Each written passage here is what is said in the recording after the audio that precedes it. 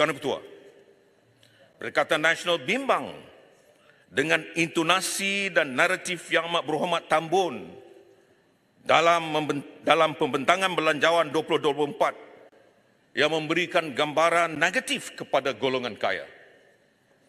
Saya heran, sudah acap kali Yang Amat Berhormat Tambun melabelkan mereka sebagai golongan maha kaya yang seolah-olah melakukan banyak kesalahan.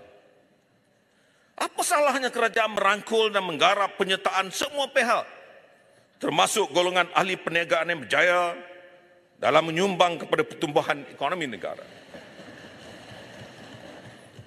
terutamanya dalam usaha menarik pelaburan luar dan mencipta peluang pekerjaan kepada rakyat.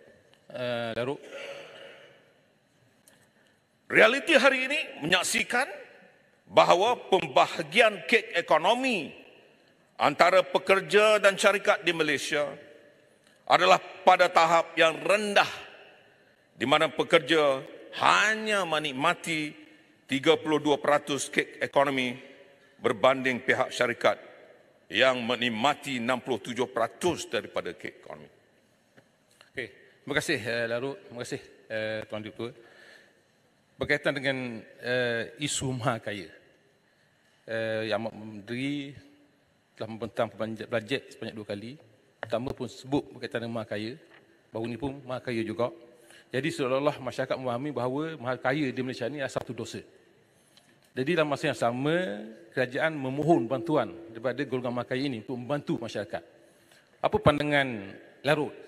Apakah berapa sisikah Yang Amat Tambun ini dalam masa yang sama menghentam golongan maha kaya dan masa yang sama juga memohon bantuan, mendatangkan untuk bantuan daripada maha kaya? Apa pandangan Larut? Terima kasih. Al-Ustaz sambung, Larut. Terima kasih Yang Berhormat Larut. Memetik tentang naratif maha kaya, Yang Amat Berhormat Perdana Menteri ada menyebut, memberi naratif yang agak negatif kepada maha kaya.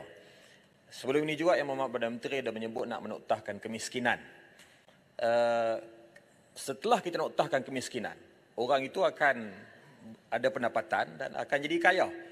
Jadi kemiskinan pun kita nak noktahkan, maha kaya pun tak boleh. Jadi sebenarnya kita nak capai apa? Miskin tak boleh, kaya tak boleh. Jadi kita nak apa sebenarnya? Orang penjelasan Wabi Larut. Terima kasih. Tambahan sikit. Setujukah Wabi Larut supaya Yang Berhormat Tambun menyenaraikan golongan maha kaya yang disebutkan supaya nanti kalau kita perintah, kita boikot terus. Terima kasih.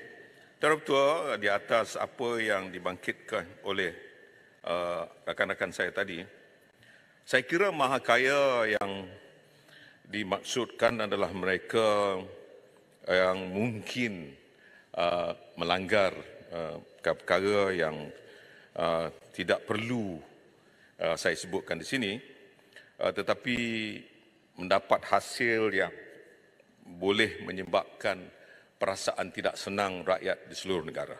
Itu saya mengharapkan yang sedemikian rupa. Siapa yang saya sebutkan tadi dalam realiti menyaksikan bahawa pembahagian kek ini, peratusan bahagian pempasan pekerja kepada KDNK sebagai contoh, atau CEGDP ini adalah amat membimbangkan jika dibandingkan dengan peratusan pembahagian ekonomi negara yang lebih. Jadi ini saya mahu kerajaan melihat ini semua.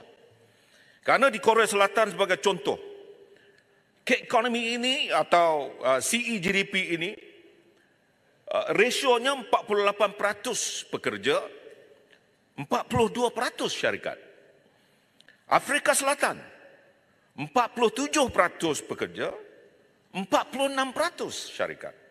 Justru kerajaan seharusnya memujuk para pemilik atau pengusaha perniagaan atau maha kaya untuk membahagikan kek ekonomi hasil perniagaan mereka dengan adil, bukannya mewujudkan perasaan tidak senang antara pekerja dan syarikat. Walau bagaimanapun, Perikatan Nasional tidak akan berkompromi dengan mana-mana pihak yang memperoleh kekayaan hasil daripada kegiatan ekonomi gelap seperti rasuah, judi, dadah, dan mana-mana aktiviti yang tidak bermoral dan merugikan negara.